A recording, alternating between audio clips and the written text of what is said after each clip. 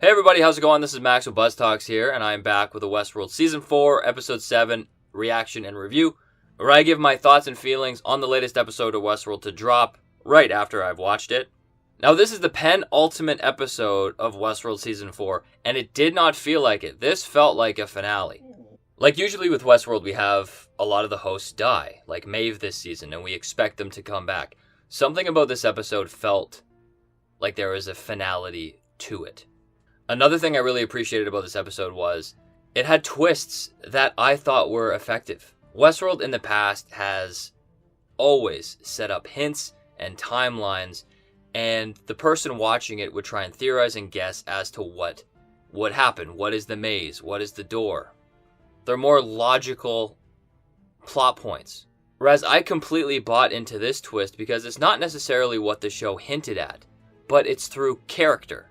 William's character pivoted, resulting in him killing Bernard and basically setting the world loose. I thought that was a great thing to do. I was a little nervous when they killed off the human version of William, but in my opinion, they completely redeemed it, and I completely bought, and I'm completely okay with this new William or Man in Black figure being a pure villain.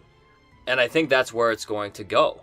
Like in the movie Westworld from 1973, we're going to see the Man in Black villain host hunting down the humans. So it's pretty cool that we came full circle on that front. But with that being said, let's go to the beginning of the story. So we start off with Bernard, and the first thing you notice is the borders on the top and the bottom, telling us that this is in the Valley Beyond, and Bernard is living through another simulation of what could potentially happen. He reveals that all along, this dam is actually where Delores stored the Valley Beyond.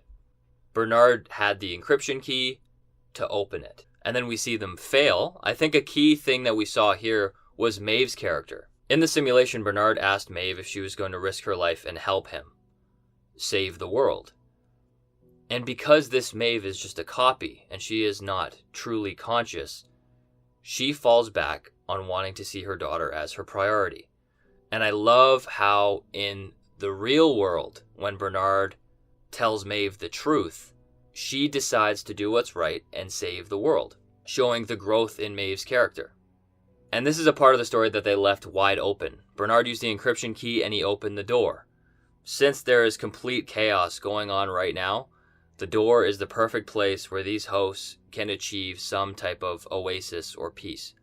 It'll just be interesting to see if, first of all, William can enter the door, and it will also be interesting to see if Caleb can open the door.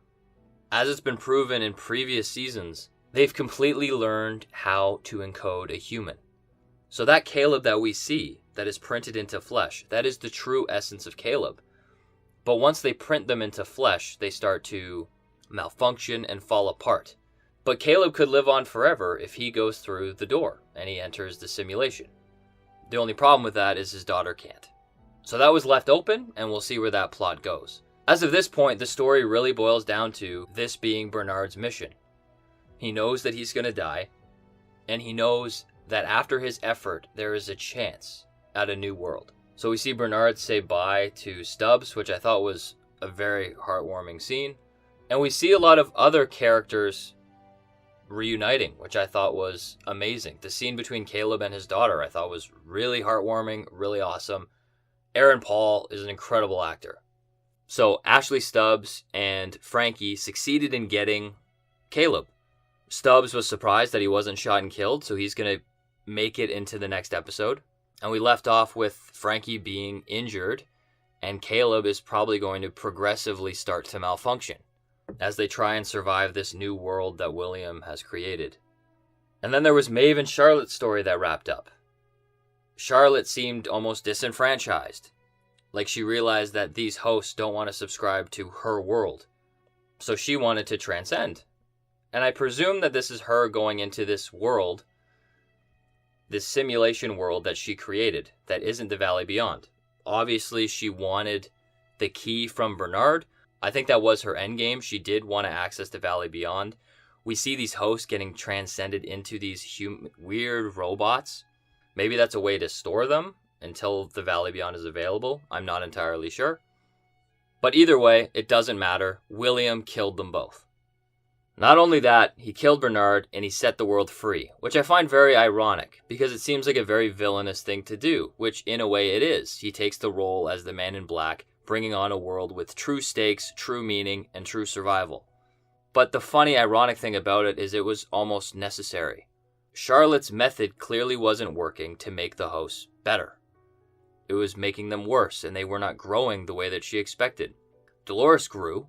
She achieved the center of the maze due to reveries and suffering by the humans. Caleb was able to live on and meet his daughter because of the hosts. And I think this is the chance that Bernard talks about. Humans and hosts can completely lead to each other's destruction, but they are also necessities for each other to grow and to reach their own center or become their best selves. If the humans are going to make like the outliers and shed their core drive of survival, they're going to need the hosts. If the hosts are going to want to reach the center of their own maze, they're going to need the humans. And I think that's a part of the hope that Bernard is holding on to. Maybe the best of both will end up surviving. But then kind of in a disconnected storyline that we learn about is Delores. She ends up destroying her world, all the storylines that have been told. She tries to commit suicide in the bathtub. Instead of emerging from the milk bath to life, she's submerged into the water for death. But here I took it as she couldn't die because she isn't in a real world. And it's that realization she had when she came out of the water. And that's the realization that Teddy told Delores, is that this is not a real world. They will not see Delores, they will not hear Delores, and Delores is in this simulation. I'm guessing Charlotte copied her own module, based it off Delores, and put her in this simulation. How Dolores' storyline is going to tie into this, I'm not sure. Because Delores destroyed all of her storylines in the simulation, and William destroyed the tower, a mechanism that created these storylines in the real world. So the tether has been removed. So as of Delores, I don't know how she's going to connect to the end of this story. It seems like everything was pretty final. But that's what I really look forward to seeing next episode. And it's cool to see that we're heading towards the chaos of the host being awoken that I kind of expected at the end of season 1. When Delores shot forward, I thought we would see the world at war. But it seems like we're doing that now. And I thought it was great cinematography. It was awesome to see William walking towards the city, taking that mantle as the villain, wanting there to be nothing left but cockroaches.